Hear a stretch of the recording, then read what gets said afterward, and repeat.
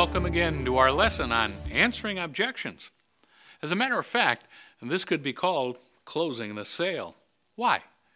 Because objections or questions after a presentation are exactly what you should be hoping for. These are not stumbling blocks, but roadmaps to success. This is where your prospect is saying to you, I'm interested, and once we solve my concern about a certain aspect, I'm ready to go. They are directing you to what part of the opportunity or presentation that they have questions on, and when those questions are cleared up, they're ready to go. In this portion of training, we will be going into the most common questions agents will get, and we'll show you how to answer them. We call it answering objections, but in reality, it's building belief. You will soon find out that your best agents are those that are the most skeptical, because once a skeptic cannot find any drawbacks in the FEG opportunity, they must join and they will be successful. We're going to go and get into specific objections that you'll be getting. We know it because everyone gets them. Each and every one of them can be turned into a positive if you know how to handle them. But before we get into the specific objections you'll get, you need to know how to identify with the questions that your prospect has. The first thing you must learn is that the opening line to every objection should include feel, felt, found. This means that whatever the objection is, you compliment the prospect and then identify with their question. Here's the initial line to every objection. Tom, that's a great question. I know how you feel. I actually felt that way myself, and then I found out that, etc., etc., etc. You go into the answer to the objection or the question. So let's go over the most common objections, and on some of them, there is more than one answer. You need to pick out the answer that best fits your personality and put it into your own words. One of the most common concerns you'll get over our business model, a prospect might say, hey, is this one of those pyramid things? Once again, you want to identify with the objection. Although you know the difference between a great opportunity and a misconception about our form of marketing, not everyone does.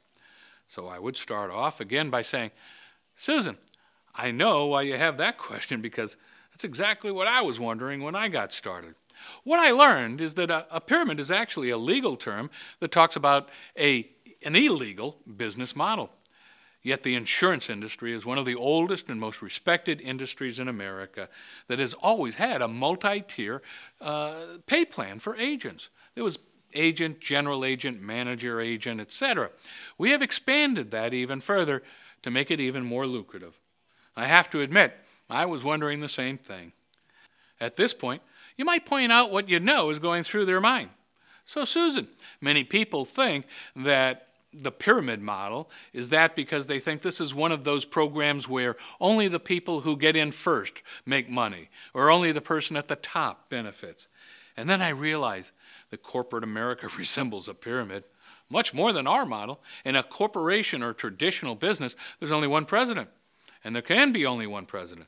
Then there are several vice presidents, and that's all they can have. So the opportunity at the top is definitely limited by the structure of the company. Yet with FEG, we can have as many vice presidents as those who earn it. Anyone who creates the necessary volume reaps the rewards. What a great concept. You cannot be limited by the people who got in before you. As a matter of fact, the old adage, it's lonely at the top, cannot come into play because you cannot get to the top without helping other people get there also.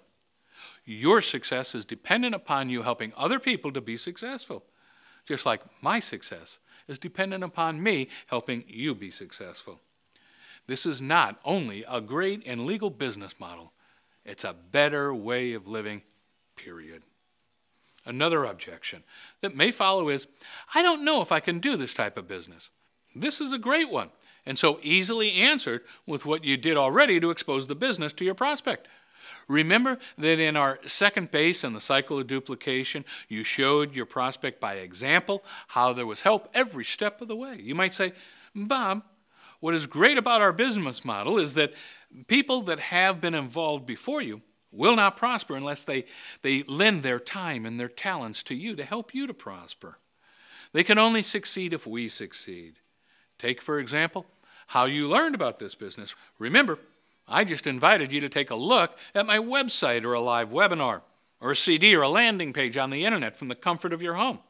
Notice I did not explain this business to you. Our system and tools did that for me. And remember, when I called you up to see what you liked best about the presentation, you had questions. I didn't answer your questions. I put you on the phone with Susan, and she answered your questions. All I did was introduce you to Susan, and then I shut up. And do you think you can introduce people to Susan and then shut up? It really can be that easy to do this business.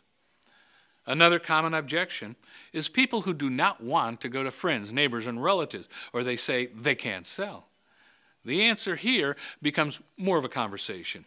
You see, the reason people don't want to go to friends, neighbors, and relatives is they're not yet convinced of the benefits of our program and what they can have for people they know and care about. The same is true about people who say they can't sell. We all sell every day. When we tell somebody about a great movie or a restaurant, selling and referring are really the same thing. Only with FEG, we get paid quite well to do it. Another hurdle to overcome is the person that says, "Looks great, but I don't have the money." I say this is a hurdle to overcome because people may not have the money, and some may just use this as a smokescreen because they don't want to spend the money. If that person had a leak in the roof, the furniture was being ruined, would they have the money to fix the leak, or would they let their furniture get ruined? Of course, they would find the money to fix the leak. If their car broke down and they couldn't get to work, would they quit their job or get it fixed? Of course, they'd get it fixed. It all comes down to desire. Our business can be started with very little outlay. The real objection here is not that they do not have the money. The real objection is that you have not shown them the value for their money. You will want to ask them if they're able to retire at age 65 at the same lifestyle they have at age 64. If not, what is their plan to change that? Point out that you cannot keep doing the same thing over and over again and expect different results. If they're not satisfied with their current situation, then maybe it's time to do something different in order for things to turn out differently. But you also might have to take into consideration that someone does not even have the minimum to get started. Is the money objection real, or is it a smokescreen for another reason why they don't want to get started right away? There is an easy way to find this out, and that is to remove the objection. Show them how they can start doing the activities they would need to do to build their business before they invest in their business. That is, to invite their sphere of influence to take a look at the opportunity with you. Ask your prospect to introduce their prospects to you. You could sponsor them, and the income from that is put aside to reimburse them for maybe expenses in getting started. Of course, if they do not immediately take you up on that offer, then you know it was a smokescreen. And they're either not sold on the opportunity or they're not sold on the fact that they could be successful in the opportunity. And you can proceed accordingly to clear those issues up. And finally, we come to the most common concern, and that is someone who says they don't have the time. Okay, this is definitely a smokescreen because nobody on the planet is different. We all have 24 hours in a day. Once the clock strikes midnight, it's over. Time to start over again with a new day. What your prospect is saying here is that you have not shown them enough value for their time. You have a value issue, not a time issue. One of the greatest advantages at FEG is the ability to leverage ourselves and, in effect, create time.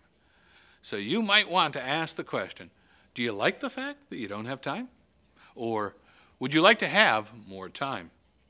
Here is where you go into the leverage value of the FEG opportunity. The conversation may go something like this. Ed, I know what you mean. With family and career and all, I didn't see where I could squeeze out another minute of the day. And then I realized that for things to change, I needed to change some things. I started to realize that if I carved a few hours a week and used those and the leverage of the FEG system, having my sponsor and my upline work with the people I introduced to them, that soon I might be able to have 8 or 10 people carving a few hours a week out. And that my business, in fact, would have 30 or 40 hours worth of effort going into it. and yet I only spent a few hours. This type of time leverage started to interest me. Another answer could be, Bob, I know how you feel. I felt the same way myself, and then I found out I could leverage my time through my upline.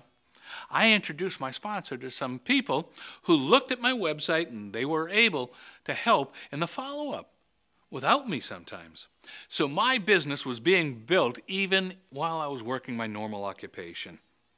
Do you have the ability to have people leverage your career even when you're not there?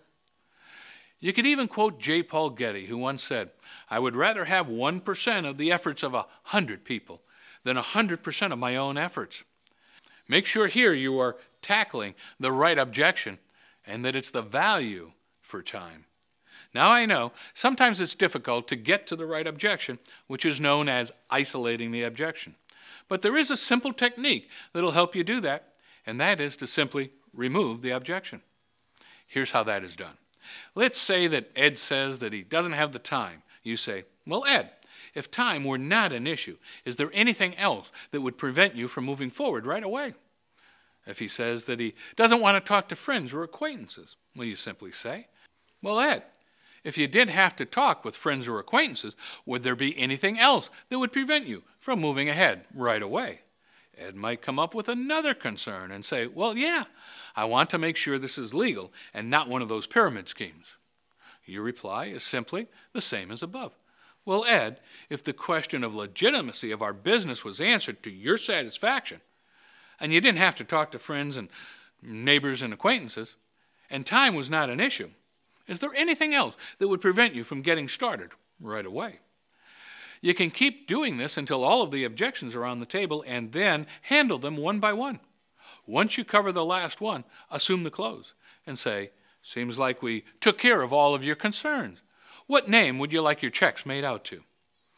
So, in summary, basically, the best thing that you can hope for after exposing the FEG opportunity to your prospect are questions, concerns, or objections. This is the only way that you will know that you have captured their interest. They are now going to give you a roadmap on what is important to them to close the deal. Listen closely and focus in on their concerns. Just because you like a certain aspect of the business does not mean that they will. And just because you had a certain concern, don't address this here unless they do first. Follow your prospect's lead and try to isolate the objection to what their main concern is and then zero in on that.